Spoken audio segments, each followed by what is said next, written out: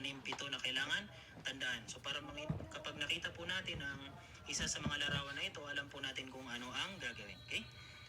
At inshallah subhanahu wa ta'ala, direkta po tayo sa pinakauna nating aralin sa araw na ito, inshallah subhanahu wa ta'ala. Ito po ang first chapter po natin. Okay, first lesson. Naam. First lesson po natin or pinakaunang aralin. Ito po ang at-tahiyyatu wat-ta'arufu. Ibig sabihin ng at-tahiyya, yung greeting, siya namin pagpuntan ko ng ama ni man. Kami taga-Prag. Ama ni ito ba yan? Ikot ka ka naman ito. Babay? Di mama. Ama niya. Babay ito pa kasi. Tawag sa SK pa. Ay, SK kaya ako.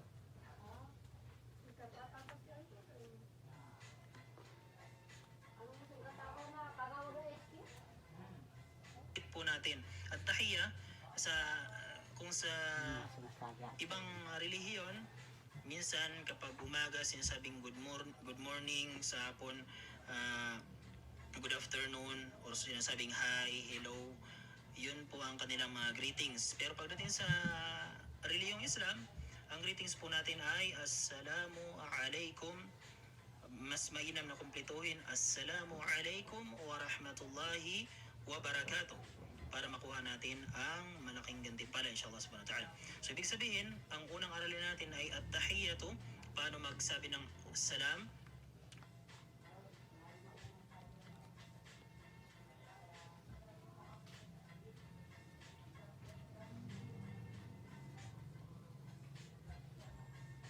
Wat-ta'aruf, ibig sabihin ng ta'aruf at yung pakikipagkilala.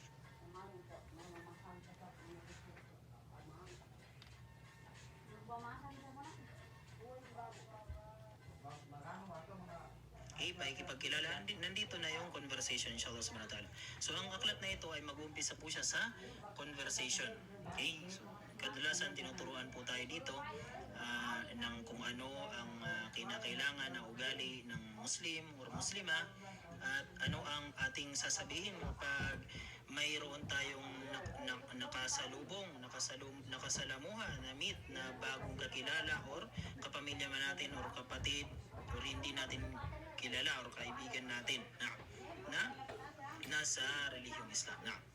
So una, al-ard, ito po yung una nating ibig sabihin ng al-ard, ito po binigay po sa atin ang una nating conversation. Al-hiwarul awwal, first conversation. Al-hiwarul awwal, first conversation. Unang pag-uusap, unang pakikipagpalitan ng salita. So natatandaan niyo po kanina yung natin, pinaliwanag natin ang mga larawan. Ang una, itong nalagay po dito na mata, ibig sabihin ay unzur. Tingnan po muna natin ng mabuti ang larawan na nakalagay po dito. Okay, tingnan muna natin kung ano po ang nakalagay dito na larawan. Yan po yung ibig sabihin ng unzur. Pangalawa, wastami'. At makinig po tayong mabuti. Ibig sabihin na makinig ng mabuti, nakikinig tayo ng wala tayong ibang ginagawa, wala tayong fino-focusan na ibang bagay. Nakikinig tayo ng nakafocus sa kung ano ang sinasabi ng nagtuturo. Yan po yung ibig sabihin ng wastami'. Pangatlo, wa'a'id. Okay, itong pangalawa may tinga wastami'. At pangatlo, wa'a'id. Ibig sabihin ay ulitin lamang kung ano yung tinuturo. Okay, meron po tayong tatlong instruction dito. Unzur, tingnan muna. Pangalawa, wastami', makinig ng mabuti. Pangatlo, wa'a'id.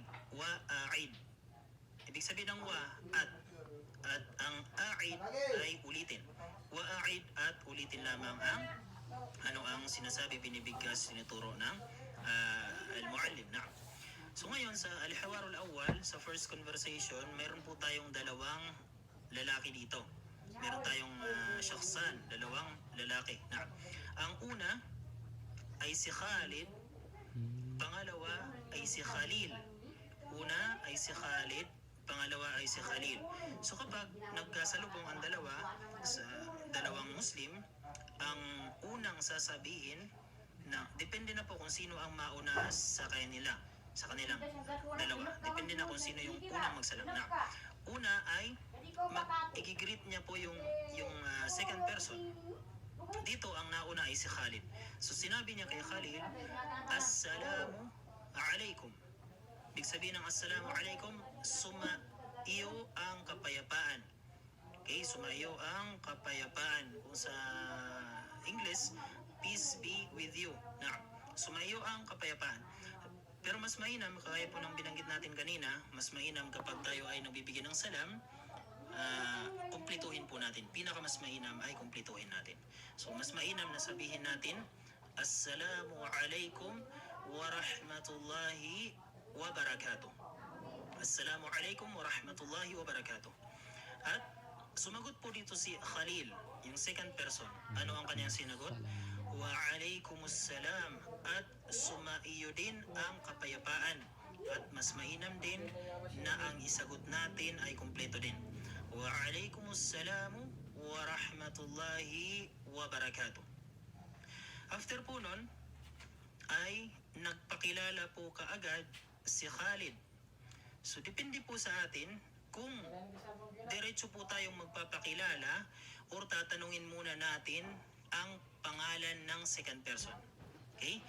Kung tatanungin natin muna ang pangalan ng second person, ay pwede po natin muna siyang tanungin. Kung lalaki ang tatanungin natin, ang pagbigkas ay mas muka. Ibig sabihin, ano ang pangalan mo? Kung tatanungin natin ang isang lalaki lamang nakaharap natin. Kung tatanungin natin kung ano ang kanyang pangalan, sasabihin natin, mas muka. Ano ang iyong pangalan? So dito sa mas muka, marami pong nagkakamali dito. Sinasabi po ng iba na mais muka. Saan ba ang tama? Mais muka or mas muka? Naam. Una, ma, tapos ismuka. Okay, so pasensya na po pagkat hindi po ako makakasulat ng kapag straight. Mouse po yung gamit ko, nahihirapan po ako na. So kung halimbawa, mas muka, tatanungin natin ng isang lalaki, ano ang iyong pangalan? Ang iba, sinasabi nila na mais muka. Dito, nilalagyan po nila ng kasra, hamza at kasra. Sinasabi nilang mais muka. At mais muka po ay mali. Okay, mali po sapagkat ang unang letra sa salita na isim, ang kanyang unang letra ay hindi po hamzatul qat'i. Kapag meron pong hamza, meron pong ganyan, makalagay man siya sa itaas or sa ibaba, ang tawag po ng letrang iyan ay hamzatul qat'i. Hamzatul qat'i. Ibig sabihin kapag hamzatul qat'i ay hihinto po tayo sa kanya. Pero kapag wala, kagaya po dito sa isim, ang tawag po dito ay hamzatul wasli. Bakit po siya tinawag na hamzatul wasli? Sapagkat diretso lang po ang pagbigkas sa kanya. Wasl. Diretso lang po.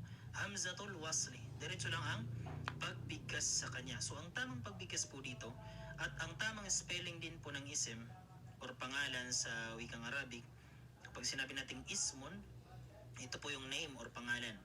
Yan po ang kanyang tamang spelling. Ganito po ang tamang imla. Nagumpisa po sa hamzatul wasli na may kasra, sin na may sukun at mim na may dhammatan. Okay, mali po kapag lalagyan po natin ng gagawin po natin hamzatul qat'i. Okay? Simpleng bagay lang po kung titingnan natin sapagkat sasabihin natin pareho lang naman ang pagbigkas sa kanya. Okay, pero iba po, magkaiba po ang pagbigkas at sobrang mali po siya sa wikang Arabic. Kagaya po halimbawa sa wikang Ingles.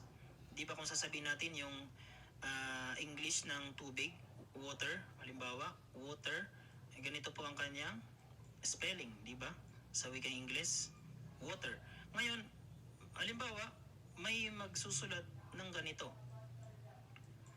Halimbawa, sasabihin niya, ito ang tamang spelling, water. Kasi same lang naman yung pag-pronounce. Water, tapos dito water din, di ba?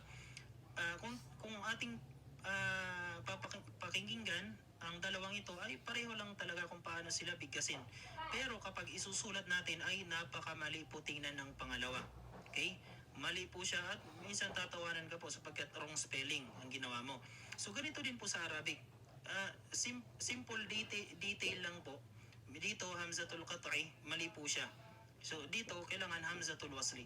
Simple lamang ko titingnan natin pero malaki po yung kanyang epekto. Malaki yung epekto sa pag-aaral natin sa wikang Arabic sapagkat yan po ay ito po ay mali po yung kanyang spelling, mali po yung imla sapagkat kailangan po ay hamzatul wasli lamang. Kaya importante din po ang spelling o imla sa wikang Arabic para makuha din natin kung ano ang pinupunto ng salita. So ang pagbigkas po dito ay diretso lang. Mas muka. Mas muka. Kung tatanungin natin ang pangalan ng isang lalaki lamang. Mas muka. Kung halimbawa gusto nating tanungin muna ang kanyang pangalan. Pero kung gusto natin agad na ipakilala ang ating sarili, diretso na po tayo magsabi ng ismi. Kagaya po ng ginawa dito ni Khalid. Sinabi niya, ism. Kapag ismon, ibig sabihin ng ismon ay pangalan. Pero pag sasabihin mo na pangalan ko, ang pangalan ko, okay, alisin po natin ang dhammatan, palitan natin ng kasra, lagyan po natin ng ya na may sukun. Ang tawag po sa ya na yan ay yaul mutakallim. Ya para sa first person. So kapag sinabi nating ismi, kagaya ng sinabi dito ni Khalid, ang pangalan ko, ismi Khalid, ang pangalan ko ay si Khalid. At tinanong niya si Khalil, mas muka, anong pangalan mo? Anong sinagot ni Khalil? Ismi Khalilun. Ismi Khalil. Ang pangalan ko ay si Khalil. Ngayon, nagtanong na naman si Khalid, ang ating first person, sabi niya, Kaifa haluka? Kaifa haluka? Ang kaifa ay ginagamit po natin kapag nagtatanong po tayo ng kondisyon, kalagayan, or sitwasyon. Kaifa yas'alu 'anil hal. Ginagamit po natin yan para sa pagtanong ng sitwasyon, kondisyon, or kalagayan. Kalagayan ng bagay or maging tao. So kapag tayo ay magtatanong sa second person na isang lalaki, sasabihin natin na kumusta ang iyong sitwasyon, kumusta ang iyong kalagayan, or kumusta ka. Ang sasabihin po natin sa wikang Arabic ay kaifa haluka. At tandaan natin, ang kaf ay palagi po siyang fatha kapag lalaki. Kagaya po dito, mas muka. Ano ang pangalan mo? Ikaw na isang lalaki. So dito, nagtanong, kumusta na ang iyong sitwasyon? Kaifa haluka? Okay, kumusta ang iyong sitwasyon? Ikaw na isang lalaki. So sumagot po si Khalil, sabi niya, bikhairin. Sabi niya, mabuti naman. Walhamdulillah. At nagbigay pugay siya sa Allah subhanahu wa ta'ala. Kanyang sinabi na, alhamdulillah. At tinanong ni Khalil, si Khalid, wa kaifa haluka? Anta. At kumusta ka naman? Ang anta, ibig sabihin ay ikaw. So pwede po nating lagyan ng anta kapag nagtatanong tayo ng kaifa haluka anta, para siguraduhin na siya talaga yung tinatanong. Yung anta po dito ay ta'kid. Pag sigurado po natin sa nauna sa kanyang salita. Kaifa haluka anta. Sinigurado po na tinanong talaga niya si Khalid. At ikaw, ya Khalid, kumusta ka naman? At ang sinagot ni Khalid, sinagot niya, bikhairin, at mabuti rin, walhamdulillah. At nagbigay pugay din siya sa Allah subhanahu wa ta'ala. Sinabi niyang, alhamdulillah. Kaya at natapos po natin ang unang conversation between two persons, dalawang lalaki. Ngayon, dito po tayo sa, yung kanina po ay al-hawar al-awwal hamza. Unang, first conversation sa letrang hamza. Ngayon dito po tayo sa first conversation sa letrang ba. Okay, kanina ay dalawang lalaki, ngayon ay conversation na naman ng dalawang babae. So paano na naman kung dalawang babae ang magkakasalubong? Kung dalawang babae ang magkikita, dalawang babae ang mag-uusap. Ano ang kailangan nating baguhin? Ano ang kailangan baguhin kung ang second person or yung kausap natin ay isang babae? Ang instruction din natin ay ganon, unzur istami' wa a'id. Tingnan mo ng mabuti, tapos istami', makinig ng mabuti, wa a'id, at ulitin lamang. So kanina, doon sa itaas, sa dalawang conversation para sa dalawang lalaki, after po ng class natin, pwede nyo po yung i-practice. Pwede po kayo maghanap ng inyong kaklase or kakilala kasama sa bahay at i-practice nyo po yun. Yung conversation kanina. Yung nagbigay ng salam at tinanong ang pangalan at tinanong ang kalagayan. Now, so dito po tayo ngayon sa conversation sa pagitan ng dalawang babae. Ang unang babae, first person ay si Khawla at second person po ay si Khadija. Si Khawla ay siya yung unang bumati kay Khadija, sabi niya assalamu alaikum, at mas mainam din na assalamu alaikum warahmatullahi ta'ala wa barakatuh. Okay? At sinabi ni Khadija, siya po ay sumagot ng wa alaikumussalam, at the best kung kukumplituhin natin, the best na pag-reply, pagsagot sa salam, wa alaikumussalamu wa rahmatullahi wa barakatuh. Pagkatapos po nun ay nagpakilala agad si Khawla. Okay, siya yung unang nagpakilala kay Khadija. Sabi ni Khawla, ismi Khawlatu. Ismi Khawlatu. Mas muki. Naam. So ngayon dito nalaman po natin ang kaibahan. Kapag babae po, isang babae ang tatanungin natin kung ano ang kanyang pangalan, yung fatha kanina na sa itaas, papalitan po natin ng kasra. Kung babae po ang tatanungin natin, kung isang babae lamang, mas muki, ano ang iyong pangalan? Ikaw na isang babae. Sumagot po si Khadija, sabi niya, ismi Khadijatu. Ismi Khadijatu. Ang pangalan ko ay si Khadija. At nagtanong si Khawla, kayfa haluki? Kayfa haluki? Okay? Naging kasra din po ang kaf dito. Naging kasra ang kaf dito sa haluki. Kung kanina, kung isang lalaki tatanungin natin, kumusta ka? Kayfa haluka? Pero kung babae po, isang babae po ang ating tatanungin, kayfa haluki? Naam, kumusta ka? At sumagot po si Khadija, bi khairin, mabuti naman, walhamdulillah. At nagbigay pugay din po siya sa Allah subhanahu wa ta'ala. Kanya pong sinabi na, alhamdulillah. At kanya pong tinanong si Khawla, wa kayfa haluki anti? So pwede na po kung sasabihin lang natin wa kayfa haluki, pwede na po yun. At pwede rin po kung lalagyan po natin ng anti. Panigurado na si Khawla talaga ang kanyang tinanong. Wa kayfa haluki anti? At ikaw, kumusta ka naman?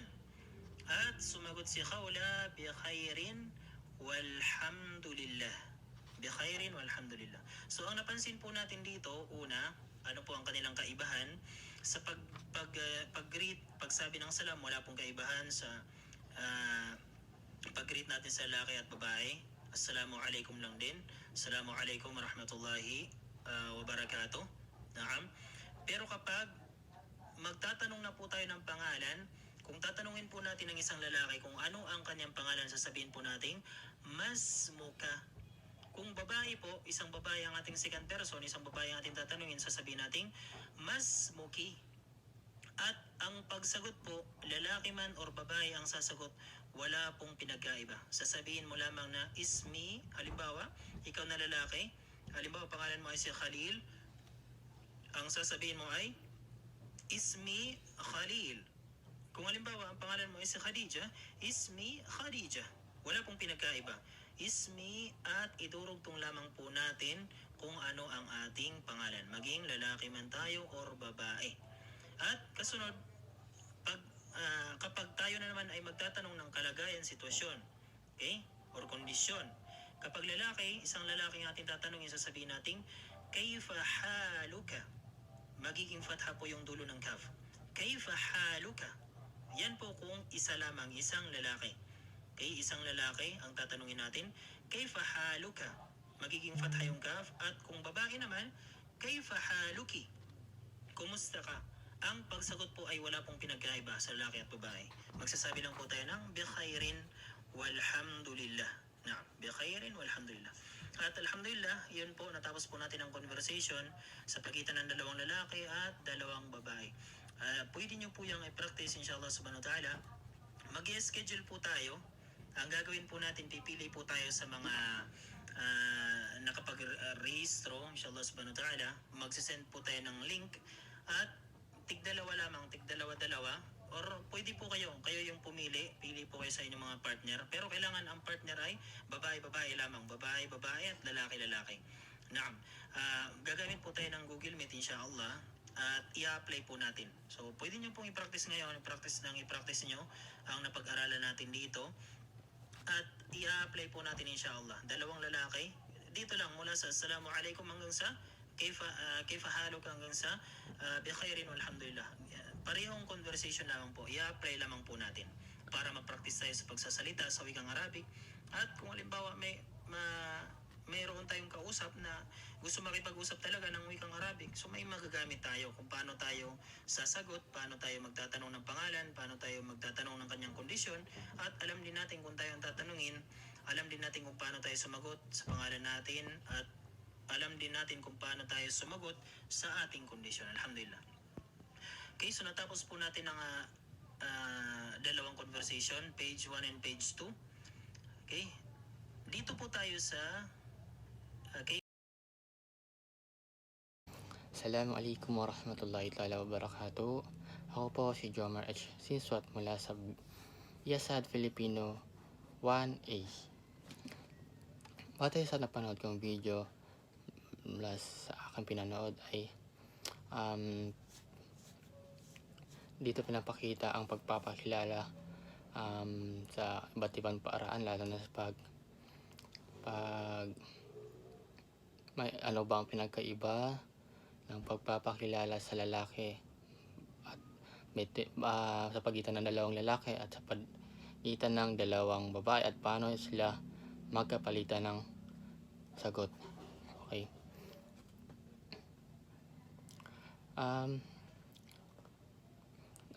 Nabasa na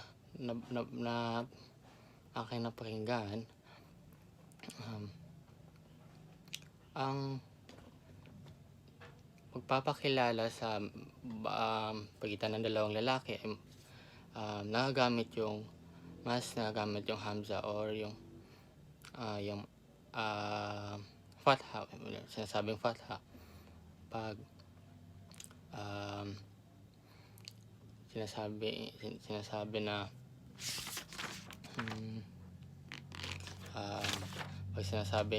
pag sinabi na kayfa haluka, that means sinasabi yun pag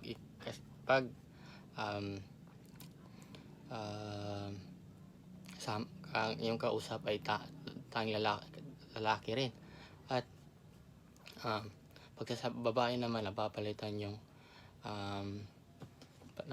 naman yung sa kaf, yung sa last sa panghuli, like pag sa lalaki is kayfa haluka, bale mangyayari pag sa babae napapalitan siya ng kayfa haluki.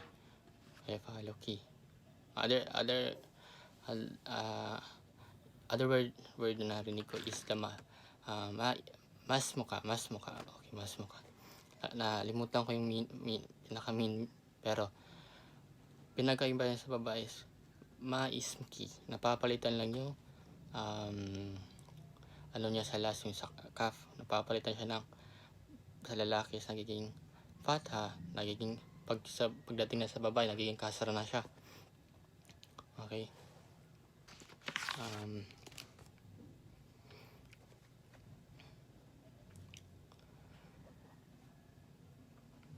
Papamagitan at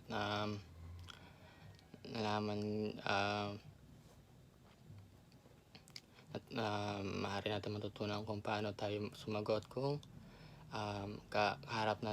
kausap natin ay bihasa sa pagsasalita ng Arabic, gaya na lamang ng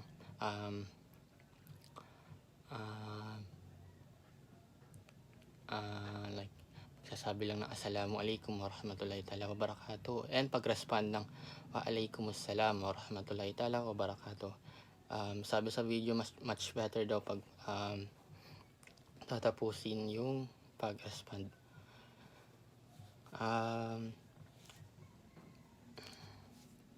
base lang sa natutunan ko, ang pinaka main point sa module or topic is paano magsalam and paano ang ating gawin, paano makipagkilala sa kapwa natin lalaki or kapwa natin babae, at paano tayo makaka-respond gamit ang wikang Arabic. Yun lang po. Syukran. Alaikum assalam warahmatullahi ta'ala wabarakatuh.